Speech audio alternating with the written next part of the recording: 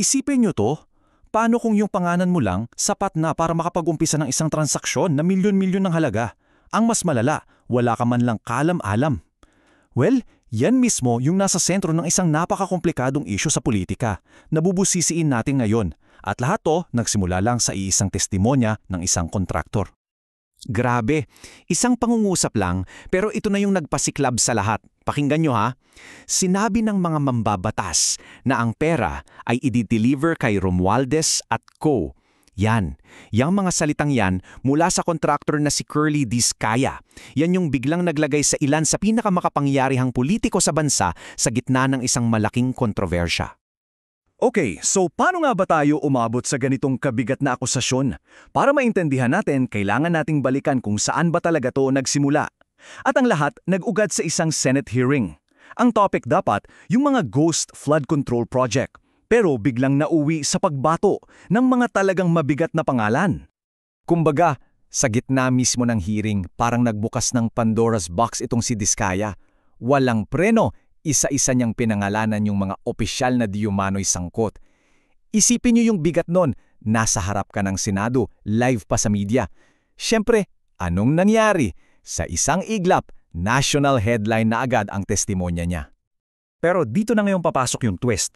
Kasi kung iniisip nyo na simpleng he said, she said lang to, teka muna, may isang napaka-importante as in crucial na detalye na biglang babago sa takbo ng buong kwento.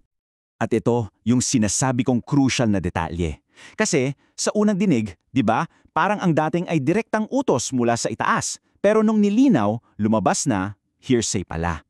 Ang testimonya ay sinabi ng mga mamabatas na para raw sa speaker. Hindi niya sinabing direktang sinabi sa kanya ng speaker. At alam nyo, sa batas, langit at lupa ang pagkakaiba ng direktang kausap kumpara sa sabi-sabi lang. At dito mismo nakasalalay ang bigat ng buong kaso.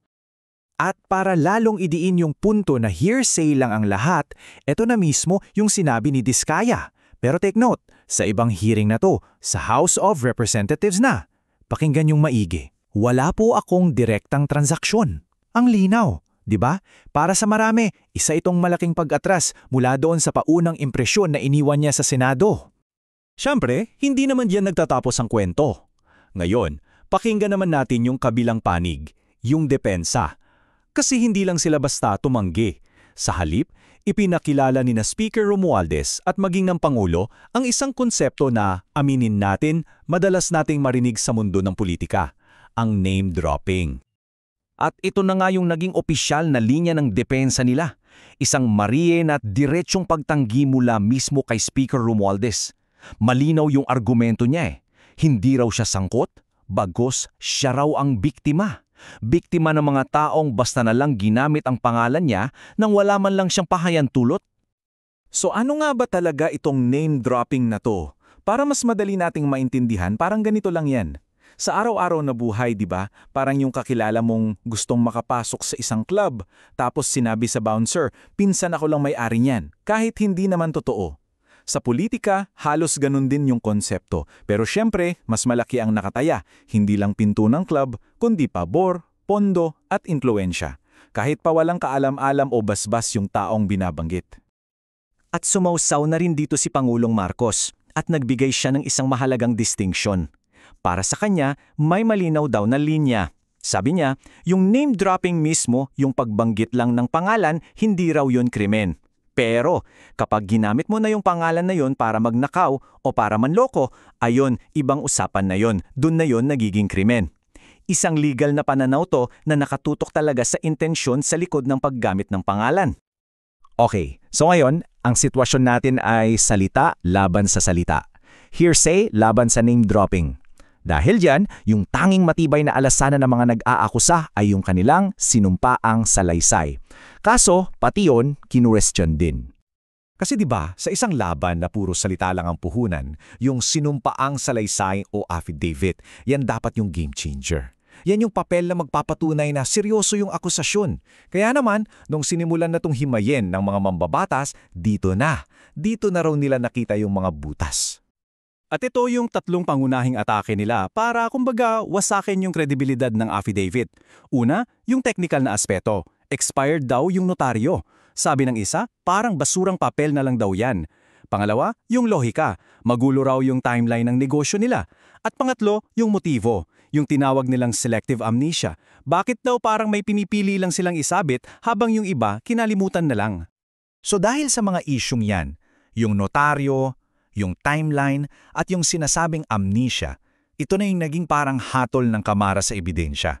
Para sa kanila, yung mismong pundasyon ng kaso sobrang rupok para paniwalaan at binuod yan ng isang kongresista sa mga salitang ito. Okay, ngayon, i-zoom out muna natin ng konti.